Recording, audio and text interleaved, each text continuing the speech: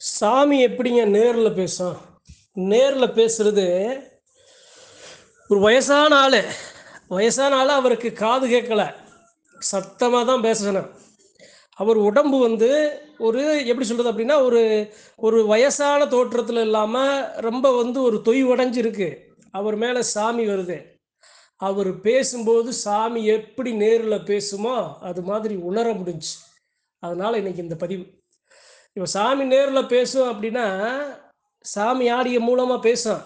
ஆனால் ஒண்ணுமே முடியாத ஒரு உயிரற்ற சடலம் கூட அந்த இடத்துல உயிர் வந்துச்சு. அதாவது அந்த சாமி வந்துச்சு அப்படின்னா, அந்த உயிரற்ற சடலம் கூட உயிர் பேசுங்கிறதுக்காக இன்னைக்கு இந்த பதிவு.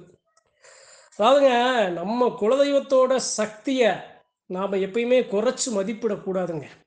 அதுக்கு தான் இந்த உண்மையான பதிவ அன்பர்கள்ட்ட பகிர்ந்து கொள்ள ஆசைப்படுறேன். மாசி சிவராத்திரி குலசாமி கோவில் திருவிழா நடக்குது. பெரும்பாலும் இருக்கிற குலதெய்வ எல்லை மற்றும் எல்லா ஆலயங்கள்லையும் அங்கே சிறப்பு பூஜை நடக்கும்.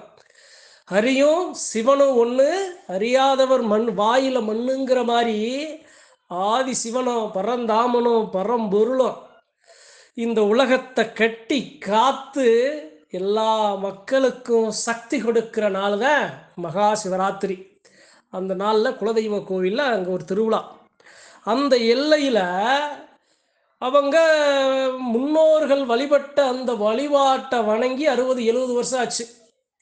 இப்போ வரைக்கும் வழிபடலை. இப்போ வழி பிறக்குது. கும்புகளில் குல மக்க ஒன்று சேர்றாங்க. நல்லா இல்லாத இருந்த மனம் கூட ஒன்று கூடி நம்ம சாமியை பார்க்கணும்னு சாமி எல்லாத்துட்டையும் பேசுது, எல்லாத்துட்டையும் கண்ணில் காட்டுது, நம்பிக்கையை கொடுக்குது. அப்போ எல்லா மக்களும் ஒன்று சேர்றாங்க. அந்த இடத்துல சாமி கும்பிட அனைத்து வழிவகை சொல்கிறாங்க. அந்த சாமி கும்பிட்றதுக்கு அந்த வாகனம், அந்த தெய்வத்தோட வாகனம் வரணும். எங்கள் குலதெய்வ எல்லைக்கு வாகனம், அந்த வாகனமானது குதிரை. குதிரை செய்கிறது குயவர்கள்.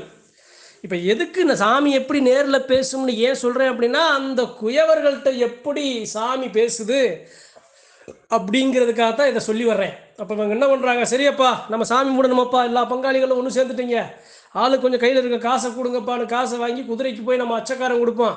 அவங்க மண்ணில் செஞ்சு அதுக்கப்புறம் நான் இங்கே வரணும். நம்ம முன்னாடியே 2 மாதம் 3 மாதத்துக்கு முன்னாடியே கொடுத்தா தான் அந்த குதிரை செஞ்சு நம்ம எல்லைக்கு வரோம்.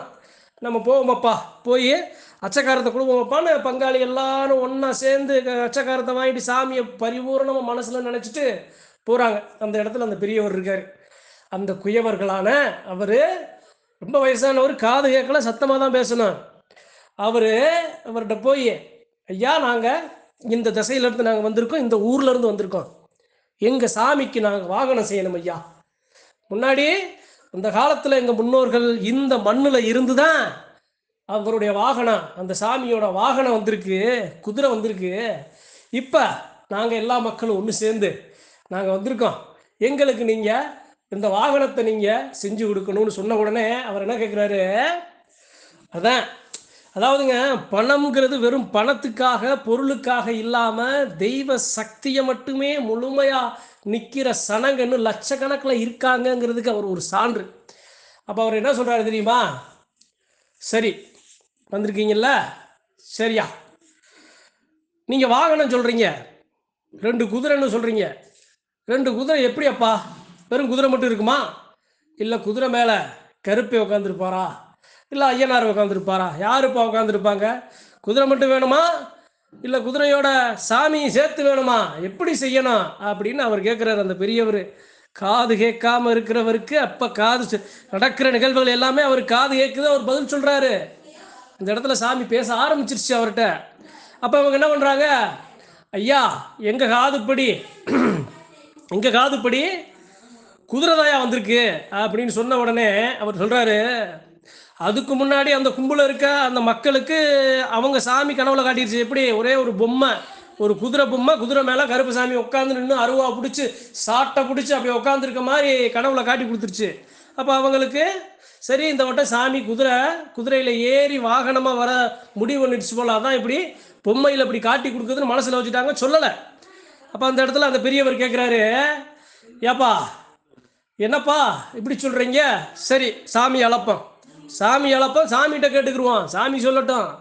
சாமி வெறும் குதிரை மட்டும் வேணுமா, இல்லை குதிரை மேலே சாமி உட்காந்து வரணுமான்னு சாமியை அழைச்சி கேட்போமப்பா அப்படின்னு அந்த இடத்துல என்ன பண்ணுறாரு, ஒரு சூடத்தை பொருத்தி பரிபூர்ணமாக நினைக்கிறாரு. வந்தது அவர் மேலே வந்தது அவர் சாமியா இல்லை இவங்க வந்த சாமியான்னு தெரியல. ஆனால் அந்த இடத்துல எப்படி கேட்குறாரு தெரியுமா, ஐயா உன்னை நம்பி உன் பிள்ளைய தேடாத சனம் இல்லை, உன்னை நம்பி ஓடாத சனம் இல்லை, உன்னைய தேடி வந்திருக்குங்கப்பா. வயசானவருங்க, ரொம்ப வயசாகி அவர் ரொம்ப தொய்வடைஞ்சு காது கேட்காம இருக்கிற ஒரு பெரியவர் அழைக்கிறாரு சாமியை. இது மாதிரி உன் மக்கள் வந்திருக்கப்பா, நீ என்ன ஏதுன்னு நீ வந்து சொல்லு, உனக்கு என்ன வாகனம், உன் வாகனம் எப்படி வேணும், வெறும் வாகனம் வேணுமா இல்லை நீ வாகனத்தில் நீ உட்காந்து வருவியா, நீ உத்தரவை கொடுத்தா தான், நீ சொன்னதுக்கப்புறம் தான் இந்த மண்ணெடுத்து உன்னைய உருவம் செய்ய நாங்கள் ஆரம்பிக்கணுமப்பா, நீ என்னன்னு நீ கடவுளை வந்து சொல்லு அப்படின்னு சாமி அழைக்கிறார். அழைச்ச சோருக்கு அவர் மேலே பரிபூரணமாக வருது. அவர் மேலே பரிபூரணக்கு வந்ததுக்கு, சாமி வந்ததுக்கு சாட்சியா அங்கே வந்திருந்தாங்கல்ல அந்த பங்காளியை 3 பேர் மேலே சாமி வருது. எப்படிங்க அந்த இடத்துல இதாங்க, ஒரு சாமி ஒரு இடத்துல உண்மையாக வருது அப்படின்னா பக்கத்தில் சுற்றி இருக்க எல்லா மக்களும் உணர்வாங்கங்க. யாரெல்லாம் சாமி இருக்காங்களோ அவங்ககிட்டலாம் அந்த சாமி வரும். அப்போ அந்த இடத்துல அவர் அழைச்ச சாமி வருது. அந்த எல்லையில் யாருக்காக போனாங்களோ அந்த அவங்க 3 பேருக்கும் அந்த இடத்துல சாமி வருது. சாமி வந்து கேட்ட உடனே, இவர் இந்த 2 கேள்வி வச்சார்ல, கேட்ட உடனே அவருக்கு பதில் கிடைச்சிருச்சு.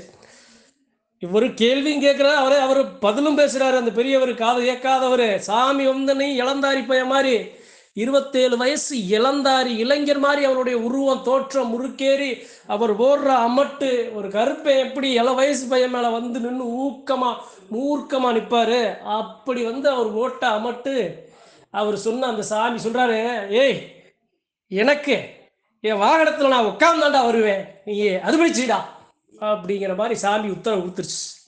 கொடுத்த உடனே அந்த பெரியவர், ஏப்பா உங்கள் சாமி பார்த்தீங்கல்ல எப்படி பேசிச்சு, என்கிட்டையும் பேசிச்சு, இங்கே வந்த சனம் உங்கள் மேலேயும் 3 சாமி பேசிடுச்சப்பா. இதானப்பா சாமி கேட்குறது தான், பரிபூர்ணமாக செய்யுங்க, கூடாத சனம் கூட கூடுவீங்க, உங்களுக்கு எல்லா அமைப்பையும் உங்கள் சாமி உங்களுக்கு வழி பண்ணி கொடுக்குமப்பா, கவலைப்படாமல் ஒன்றா சேர்ந்து நீங்கள் இந்த காரியத்தை இந்த செயலை நீங்கள் செய்யுங்கப்பா அப்படின்னு அந்த இடத்துல அவர் அந்த குயவர்கள் அந்த வயசானவர் உத்தரவு கொடுக்குறாரு. அப்போ என்ன பண்ணுறாங்க, காணிக்க கொடுக்குறாங்க. அந்த குதிரை செய்ய பணம் கொடுக்கணும்ல, பணத்தில் இவ்வளோ கொடுத்துட்டு இன்னும் கொஞ்சம் கொடுக்க போகிறாங்க. இல்லையப்பா எனக்கு இது போதும், நான் வேலையை ஆரம்பிச்சுட்டு நீ நான் உன்னை கேட்குறேன் அப்போ நீ கொடு, பணத்துக்கு ஆசைப்பட்டா நீ கொடுப்பா, கொடுக்குறத கொடுன்னு வாங்கி வச்சுருப்பாங்க. ஏன், தெய்வத்தின் மேலே அந்தளவு பக்தி, அந்தளவு பயம், அந்தளவு அச்சம், அந்தளவு நம்பிக்கை. அதனால் இந்த இடத்துல தெய்வம் எப்படி நேரில் பேசும் அப்படின்னா, உண்மையான உள்ளம் கொண்ட நீங்கள் எல்லா மக்கள் இருக்கீங்கல்ல, உங்ககிட்ட தெய்வம் பரிபூரணமாக இப்படி தான் பேசும்.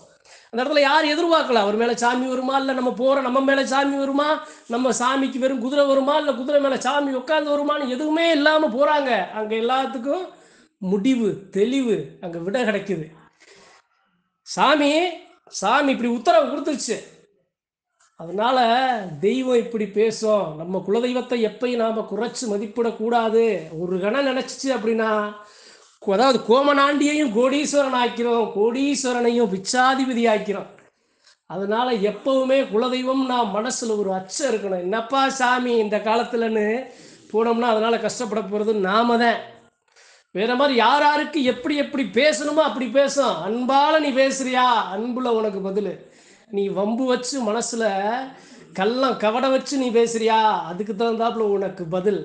கட்டி அணைக்கும், அதே சமயம் நீயே கட்டி அணைச்சா கட்டி அணைக்கும். வெட்டி தள்ளி நீ நின்ன அப்படின்னா வெட்டி தள்ளி அதுவும் நின்று வெட்டி தள்ளி உதறி எரியும். நாம் என்ன கொண்டு போகிறோமோ அதான் நமக்கு திருப்பி கொடுக்கும். அதான் நம்ம குலதெய்வம். அதனால் நான் அறிஞ்சதை அன்பர்கள்ட்ட நம்ம சாமி எப்படி பேசும், எப்படி துடியாக பேசும், பிள்ளைகளை எப்படி காத்து நிற்கும், எப்படி கண்ணில் காட்டும், எப்படி உத்தரவு கொடுக்கும், அதுக்கு இதெல்லாம் ஒரு உண்மையான பதிவுகள் சான்றுங்கிறதுக்காக இன்னைக்கு இந்த பதிவு. எல்லா குலமக்களும் உங்கள் மாசி சிவராத்திரியில் உங்கள் குலதெய்வத்தை நீங்கள் நினச்சிருப்பீங்கன்னு நினைக்கிறேன். இந்த 2 நாளாக எனக்கு பதிவு போட முடியல, ஏன்னா என்னுடைய குலதெய்வ கோவிலில் பெரும் பணி.